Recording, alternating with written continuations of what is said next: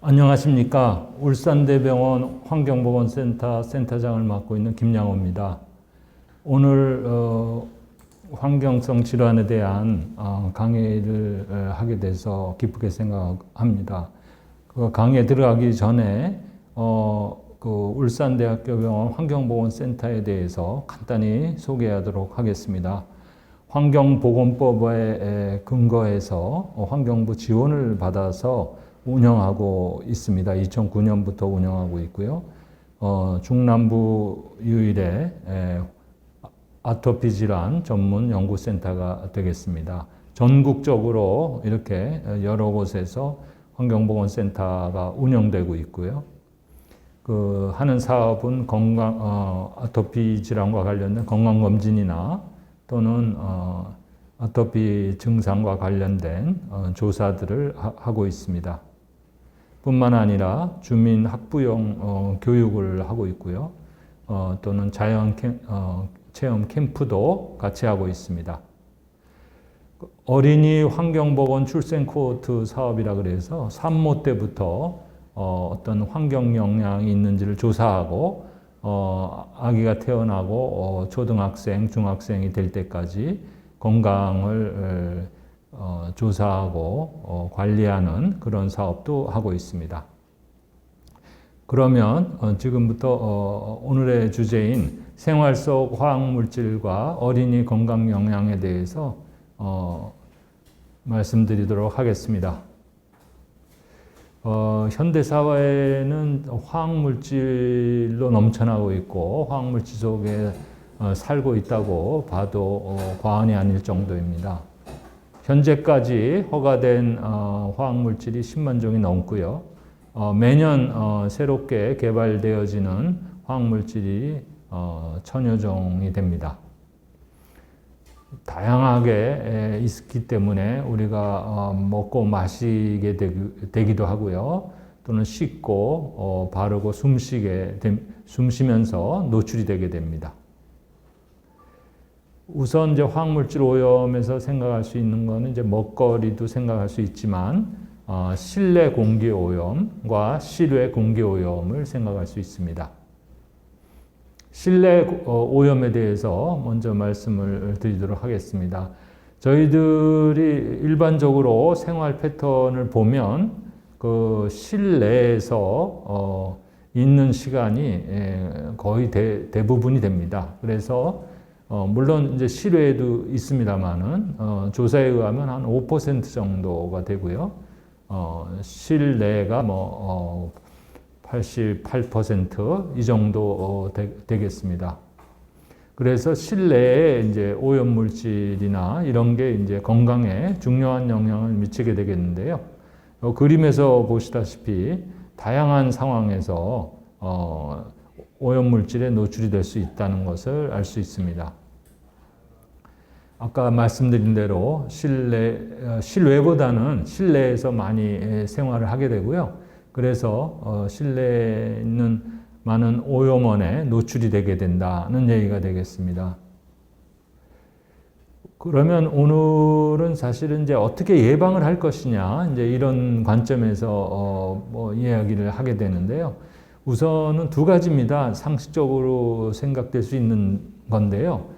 몸에 흡수되는 화학물질의 양을 줄이고, 두 번째로는 어쩔 수 없이 들어온 것에 대해서는 배출을 촉진시킨다. 이 두 가지가 예방의 핵심이라고 할 수 있겠습니다. 그러면 우선 중금속을 중심으로 해서 살펴보도록 하겠습니다. 이제 어린이들 대상이니까 어린이 건강을 오늘 주로 얘기하니까 직업적 노출은 크게 문제가 안 되겠지만 그래도 부모가 이런 노출이 되고 있고 또는 옷에 일하고 나서 옷에 묻어 있다든지 이러면은 이제 어린이들한테 영향이 있을 수 있겠죠.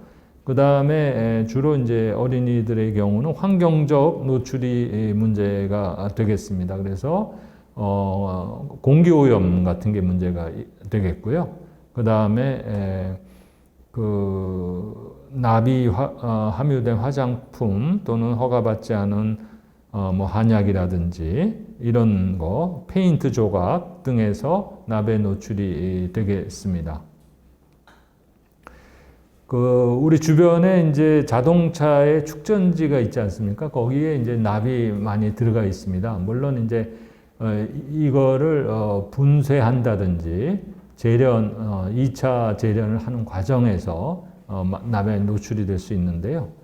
그래, 또 하나 중요한 이제 소스는 이렇게 페인트 색깔을 내는데 납이 쓰이고 있습니다. 그래서 어린이들이 장난감에 페인트가 칠해졌다든지 또는 벽에 페인트가 칠해진 경우에 그런 이제 페인트 가루가 떨어지게 되거나 또는 입에 장난감을 자꾸 물게 되면, 입에 가져가게 되면 납에 이제 노출이 될 수가 있겠습니다. 우리 일반적인 가정은 이제 도배를 하고 있어서 문제가 안 되지만 시설 같은 데서 페인트에 의한 노출이 문제가 될 수가 있겠습니다. 이것은 여기 검은색이 이제 임신부에서 조사한 납의 농도하고 그 다음에 탯줄의 농도하고 그 다음에 태아가 성장하면서 납의 농도를 비교한 건데요. 보면은 임신부의 납의 농도보다는 이제 태반에서 납이 잘 안 통과하기 때문에 탯줄의 농도는 적고요. 근데 이거 보시다시피 2세 때 납의 농도가 커짐을 볼 수가 있는데요. 그렇게 큰 이유는 우선 2세 때 뭐든지 입에 이렇게 가져가는 이제 그런 어린이들의 습관이 있기 때문에 이런 환경에 오염된 납이 이불을 통해서 들어가게 돼서 이제 높아진다든지 또는 이제 철 결핍이 생기기 쉬워서 그것 때문에 높아지는 경우가 있습니다. 그래서 2세를 전후해서 납의 농도가 높은 걸 알 수 있습니다. 또는 임산부의 경우에 칼슘이 부족할 경우에 또 혈액 속의 납의 농도가 높아지게 됩니다. 어린이가 납 중독이 되면 아주 낮은 농도에서도 인지 기능 저하가 일어나는데요. 뭐 IQ가 감소한다든지 그 다음에 주의력 결핍, 과잉 행동 증후군이라 그래서 ADHD의 위험성이 증가한다든지 그런 위험이 있습니다. 산모의 경우에도 납 농도가 높으면 임신 중독증이 생길 수 있다든지 임신 중 고혈압이 생기기 쉽다든지 이런 문제가 있고요. 최근에 2, 3년 전에 이런 약품에 납 성분이 이제 잘못 들어가서 사회적으로 문제가 된 경우도 있었습니다. 그래서 이런 약에 이제 납이 들어가면 안 되는데요. 납이 들어감으로 해서 이 알약을 오랫동안 복용한 사람들이 혈액 검사를 해보니까 납농도가 높고 이래서 이것을 전부 회수하고 그 약 복용한 사람들에 대한 조사를 시행한 일이 있었습니다. 아까도 말씀드렸듯이 예방 방법은 몸에 흡수되는 양을 줄이고요. 일단 흡수된 것은 잘 배출되도록 하는 것이 중요하다고 아까 말씀드렸습니다. 그래서 환경성 납 중독, 애들에 있어서의 납의 예방법은 아까도 말씀드렸듯이 손에서 자꾸 입으로 가는 습관이 있다고 하지 않았습니까? 애들. 그러니까 손을 자주 씻는다든지 중요하고요. 그 다음에 칼슘이나 철, 비타민 C가 부족하지 않도록 하는 거가 중요합니다. 그래서 철분이 부족하지 않게 이런 것들을 잘 섭취를 하고요. 칼슘도 마찬가지로 이런 것들을 골고루 섭취해서 부족하지 않게 하는 거가 납 중독 예방하는 데 도움이 되고요. 혹시 모유수유는 굉장히 좋은 방법인데 모유수유가 너무 6개월 이상 오래되면 철분을 같이 보충해 주는 게 좋겠다는 것도 참고로 알아두시기 바랍니다. 카드뮴의 경우에는 여러 가지 공장에서 많이 여러 가지로 많이 쓰입니다. 이런데 카드뮴이 이제 들어가 있고요. 그다음에 우리가 카드뮴 중독이 되면 우선은 신장, 콩팥에 이상이 생기는 수가 많고요.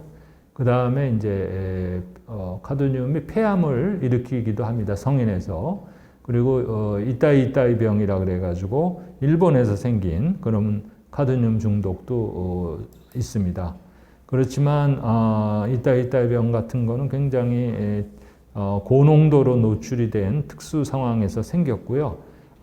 최근에 카드뮴 중독은 신장에 이상이 생긴다든지 이런 게 주로 문제가 되겠습니다. 아까에서도 잠깐 보여드렸는데 여기 파란색 네모난 걸 보시면 카드뮴은 납과는 조금 달리 태반을 통과하기가 더 어렵다는 것을 보여주고 있습니다. 그래서 이런 환경에서 오는 카드뮴 노출을 줄이려면 어떻게 해야 되느냐? 이제 노출을 어떤 노출 소스가 있으면 그 소스를 막아서 노출을 감소해야 되고요. 제일 우리가 카드뮴에 흔하게 노출되는 거는 담배 연기입니다. 그래서 흡연자가 비흡연자보다 보통 혈액의 카드뮴 농도가 높은 것을 알 수 있고요. 그래서 간접 흡연도 피해야 되고요. 그 다음에 아까 말씀드린 대로 납에서처럼 칼슘, 철 이런 것들을 골고루 섭취하고 특히 카드뮴에서는 아연도 부족하지 않게 하는 것이 중요하다는 것을 말씀드릴 수 있겠습니다. 그 다음에 이제 수은은 이제 우리 흔히 혈압계나 온도계, 체온계에서 흔히 수은이 이제 들어가 있는데요. 최근에는 이제 전자식으로 해서 이런 게 이제 들어가 있지 않은 경우가 있습니다만 또는 형광등도 에도 수은이 이제 들어가 있는데 최근엔 또 다른 형광등, LED 등은 이제 수은이 없죠. 그러니까 이런 게 주로 문제가 되고 그 다음에 이제 오염된 수은으로 오염된 생선을 섭취하는 거가 또 문제가 되겠습니다. 이런 그림에서 볼 수 있듯이 형광등, 체온계, 온도계 이런 거가 이제 노출이 되고요. 외국에서 남아메리카에서는 이제 금을 이렇게 추출할 때 수은을 써서 수은에 중독이 되기도 합니다. 수은에 중독이 되면 이 그림에서 보시다시피 이렇게 손이 떨려서 어떤 글씨를 쓴다든지 선을 따라서 이렇게 긋는 그런 거가 잘 안 되는 거죠. 이렇게 떨리고 자기 이름도 잘 못 쓴다든지 이런 것들이 이제 주요 증상 중에 하나라고 볼 수 있겠습니다. 저희 병원에 온 경우인데요. 허가되지 않은 화장품을 많이 사용을 해서 그것 때문에 이제 수은이 노출이 된 경우가 있었습니다. 그래서 이게 화장품을 조사를 해봤더니 식약처의 기준보다 10,000배 이상 수은 함량이 높았고요. 그래서 모발 검사하고 소변, 혈액 검사를 했더니 기준치보다 많이 높았던 그런 것을 알 수 있습니다. 이 화장품은 미백 화장품이라 그래서 허가받지 않은 건데 음성적으로 이렇게 피부에 좋다라고 해서 했는데 이런 허가받지 않은 화장품에 수은이 들어가 있을 수 있다. 이런 것도 좀 참고하시기 바랍니다. 그 다음에 이제 생활 주변에서는 우리 이제 생선을 통해서 주로 들어오는 경우가 많이 있겠습니다. 전국의 수은 농도, 사람 피 속에, 혈액 속의 수은 농도를 재봤는데요. 생선을 많이 섭취하는 해안가에 거주하는 사람의 수은 농도가 높고요. 제일 빨간 데가 울산이 되겠습니다. 그래서 생선도 많이 섭취하고 특히 뭐 고래고기도 섭취하고 이래서 울산이 수은 농도가 제일 높은 그런 곳이 되겠습니다. 경북에서는 상어를 이렇게 제사할 때 먹는 그런 습관이 있어서 그런 것 때문에 이제 수은이 높게 나오는 경우도 있었고요. 아까 말씀드린 대로 수은은 이제 큰 물고기가 등치가 큰 물고기일수록 수은 농도가 높게 되고 산모 등을 통해서 들어오면 아까 다른 중금속 납이나 카드뮴과는 달리 수은은 태반으로 흡수가 잘 되는, 특히 잘 되는 그런 특성이 있습니다. 그래서 조사를 해봤더니 산모의 수은 농도보다 제대열의 수은 농도가 훨씬 높은 것을 보여주고 있었습니다. 그래서 태반으로 태아한테 수은이 농축이 돼서 이동한다라고 보시면 되겠습니다. 그래서 일본에서 미나마타병이라고 수은 중독 사건이 있었는데요. 산모는 그 수은 중독 증상이 별로 없었는데 아이가 선천성 수은 중독으로 태어나는 그런 일이 많이 있었습니다. 그 이유는 태반을 통해서 잘 흡수되기 때문으로 알려져 있습니다. 이제 성인이 된 태아성 미나마타 환자 사진입니다. 그래서 생선, 이제 특히 큰 생선은 조심해야 되지만 생선은 또 우리 몸에 굉장히 이득이 되는 측면도 있습니다. 그래서 생선의 좋은 점은 뭐 다 아시다시피 오메가3가 풍부하고 이런 것들은 이제 심혈관 질환을 감소하고 태아와 영야의 신경 발달에도 좋고 그래서 기본적으로는 등푸른 생선, 그러니까 작은 생선들은 뭐 임산부를 포함해서 섭취하도록 하고 있고요. 단지 이제 생선의 위험성은 유기순이 농도가 높다는 것이고요. 특히 이제 큰 물고기, 뭐 상어, 그 다음에 참치, 고래 이런 데서 농도가 높은 거가 이제 문제가 주로 되겠습니다. 그래서 몸집이 큰 생선은 가급적 섭취를 이제 피하는 게, 특히 이제 산모인 경우에는 큰 생선은 섭취를 하지 않는 거가 중요합니다. 이런 생선들이죠. 황새치, 상어, 이런 생선들을 산모인 경우에는 섭취하지 말도록 경고하고 있습니다. 우리가 흔히 등푸른 생선으로 자주 섭취하는 작은 생선들은 이제 생선의 함량이 문제가 되지 않습니다. 그래서 환경성 수은 노출 예방은 우선 주변에 이런 뭐 체온계, 온도계, 형광 등의 폐기 거기에 들어 있으니까 폐기물이 처리를 주의해야 되겠죠. 예를 들어서 체온계가 또는 온도계, 수은이 들어있는 게 방 안에서 깨졌다. 그러면 그걸 잘 밖으로 잘 폐기하는 것이 중요합니다. 그 다음에 생선 섭취, 특히 임산부에 있어서의 생선 섭취가 중요하고요. 그 다음에 영양도 수은의 경우에는 셀레늄 섭취 부족이 없도록 하는 것이 흡수를 줄이고 농도를 줄이는 데 도움이 됩니다. 그래서 환경성 중금속 예방에서의 식이요법은 부족하면 그거를 보충을 해서 골고루 해서 부족하지 않도록 하는 거가 식이요법으로서 중요하다고 아까 말씀드렸고요. 몸에 좋다고 또 지나치게 섭취하는 것은 좋지 않습니다. 그 다음에 미세먼지 같은 것도 여러 가지 그 태아에 영향을 미칠 수가 있게 되겠고요. 여러 가지 조사들이 있습니다. 저체중아와 관련이 있다든지 조산화와 관련이 있다라는 연구 보고도 있고요. 미세먼지는 눈에 보이지 않는 아주 작은 거, 머리카락보다도 훨씬 작은 그런 먼지들이 되겠습니다.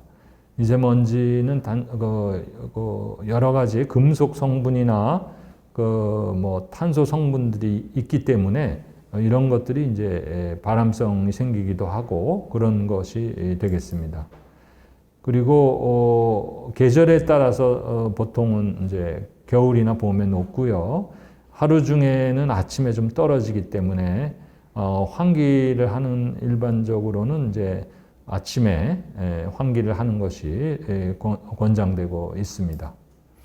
그리고 저희들이 그 하루 중에 미세먼지를 센서를 가지고 쭉 측정을 해보니까요. 그 식사하고 청소할 때 미세먼지 농도가 굉장히 높았습니다. 그러니까 식사하고 청소할 때는 그 반드시 환기를 시켜야 된다고 생각하시면 되겠습니다. 식사 조리할 때 뭘 이렇게 불로 조리할 때는 그 농도가 대단하기 때문에 설사 대기에 미세먼지 경보가 내려졌더라도 그거 할 때는 그 배기통뿐만 아니라 일시적으로 환기를 시키는 게 좋겠습니다. 그다음에 미세먼지 자체가 폐질환이나 이제 심장 질환을 일으키기도 하고요. 암 연구소에서는 1급 발암 물질로 돼 있습니다. 그래서 대기 오염이라든지 대기 오염 속에 있는 미세먼지는 주로 폐암을 일으킬 수 있다. 그래서 발암 물질로 해놨습니다. 그 다음에 또 생각해야 될 화학물질 중에 이제 우리가 세집증후군이라는 얘기는 많이 들어봤을 겁니다. 그래서 세집증후군을 유발하는 이제 포름알데히드 이 물질을 우리가 좀 신경을 써야 되는데요. 주로 이제 어떤 새집의 바닥재나 벽재나 이런 거를 새로 설치했을 때 거기서 광범위하게 이렇게 배출이 되는 게 포름알데히드고요. 보통은 이제 자극 증상이 있습니다. 눈이 따갑거나 그렇지만 예민한 아이들에게는 천식이나 알레르기 증상을 일으킬 수 있고요. 그 다음에 어른들에서는 암을 일으킬 수 있습니다. 그 다음에 다환족 탄화수소라는 거는 이제 아까도 잠깐 말씀드렸지만 요리할 때 나는 탄 음식 또는 타는 연기인데요. 이거가 이제 발암성이 있고 그래서 아까 조리할 때는 반드시 환기를 하도록 말씀드린 이유가 되겠습니다. 그 다음에 아마 들어보셨을 텐데 가습기 살균제에 의한 폐질환이 사회적으로 많이 문제가 됐었습니다. 2011년부터 시작이 돼서 그래서 현재는 물론 중지가 되고 있습니다. 근데 폐가 망가졌고 사진에서 보시다시피 폐가 망가져서 심한 경우에는 사망까지 이르는 그런 거가 되겠고요. 그래서 지금 과거에 가습기 살균제를 사용한 사람들에 대해서는 신고 절차를 통해서 건강 상태도 파악하고 또는 필요하면 정밀 검사를 통해서 그 기준에 맞게 되면은 이제 보상도 해주는 지금 대책이 들어가고 있습니다. 지금까지 많은 사람들이 가습기 살균제 폐질환으로 인정돼서 보상을 받아 있고요. 근데 여기서 우리가 알 수 있는 거는 사실 가습기 살균제가 원래는 그냥 살균제였기 때문에 가습기에 넣지 않았더라면 그렇게 커다란 해를 끼치지는 않을 그런 것이었는데 그게 이제 가습기에 넣어서 사용하면서 흡입이 됐다는 거죠. 폐로. 그래서 이제 문제가 생겼던 거가 되고요. 그래서 우리가 가습기 살균제뿐만 아니라 일반적으로 사용되는 스프레이 이런 것들은 일반적인 액체나 또는 분말보다 조금 신경을 써서 사용해야 된다는 것을 우리가 조금 기억할 필요가 있겠습니다. 예방에 대해서 이제 요약해서 말씀드리면 우선 건강한 음식 섭취를 한다는 거가 첫 번째인데요. 아까 말씀드렸듯이 몸집이 큰 생선은 가급적 피하고 산모인 경우에 몸집이 큰 뭐 옥돔, 왕고등어, 황새치, 상어 이런 것은 고래 이런 것은 먹지 않고 또는 가임 가능성이 있는 경우에도 가임기 여성도 피하는 게 좋습니다. 나머지 작은 물고기들은 뭐 충분히 섭취하도록 권장되고 있다는 말씀이고요. 그 다음에 집안의 이제 공기를 깨끗이 하는 거가 두 번째 예방 방법인데요. 아까 말씀드린 대로 뭐 조리를 한다든지 청소를 할 때는 환기를 통해서 오염물질을 낮추는 게 중요하고요.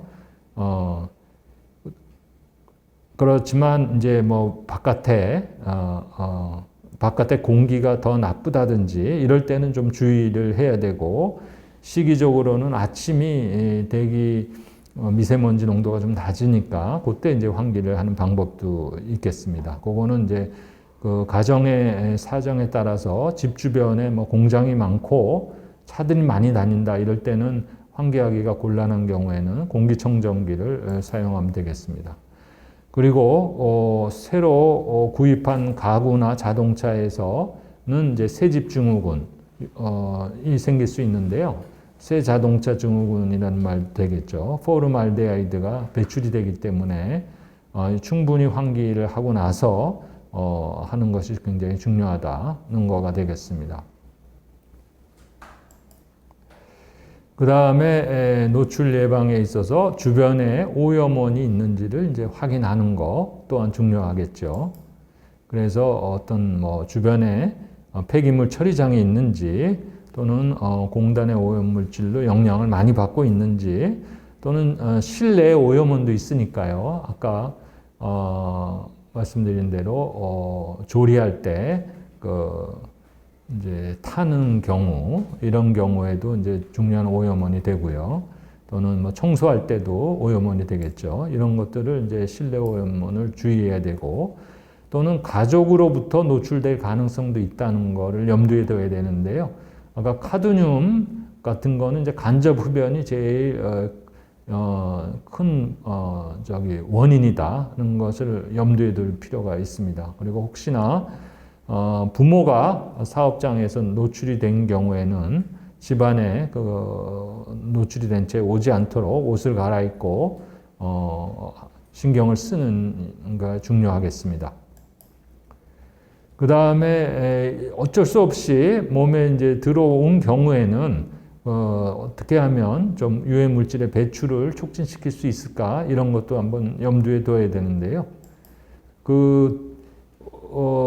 이제 뭐 디톡스라 그래가지고 시중에 여러 가지 선전도 하고 이렇게 뭐가 좋다 하고 있습니다만은 일반적으로 우리가 근거가 있는 거는 한 3가지 정도가 됩니다. 적당한 운동에서 땀을 날 정도의 적당한 운동이 중요하고요. 식이섬유를 충분히 섭취하는 거, 그리고 충분한 수분을 섭취하는 거, 이런 거가 지금까지 확인된 그런 배출 촉진 방법입니다. 그래서 뭐가 디톡스 제품으로 좋다더라 그래가지고 비싼 거를 근거가 충분하지 않은 그런 거를 굳이 할 필요가 없다는 것을 말씀드릴 수 있겠습니다. 그래서 마지막으로 정리를 하자면 4가지를 기억해서 환경성 오염을 줄일 수가 있는데요. 첫째는 건강한 음식 섭취를 한다. 골고루 섭취한다는 것이었고요. 그 다음에 임산부 같은 경우에는 큰 생선을 피한다는 것이었습니다. 두 번째, 집안의 공기를 깨끗이 하는데 집안에 오염원이 있는지 또는 새 가구인 경우에는 충분히 환기를 시키고 나서 사용하는 것. 세 번째, 오염원이 있다면 찾아서 제거한다. 그래서 혹시 수은, 온도계, 체온계가 깨졌다든지 이런 경우에는 그 오염원을 철저하게 제거해야 되고요. 그 다음에 마지막으로 들어온 경우에는 배출을 촉진하는데 운동과 식이섬유의 충분한 섭취, 물의 섭취가 도움이 된다라는 거가 되겠습니다. 이상으로 경청해 주셔서 감사합니다.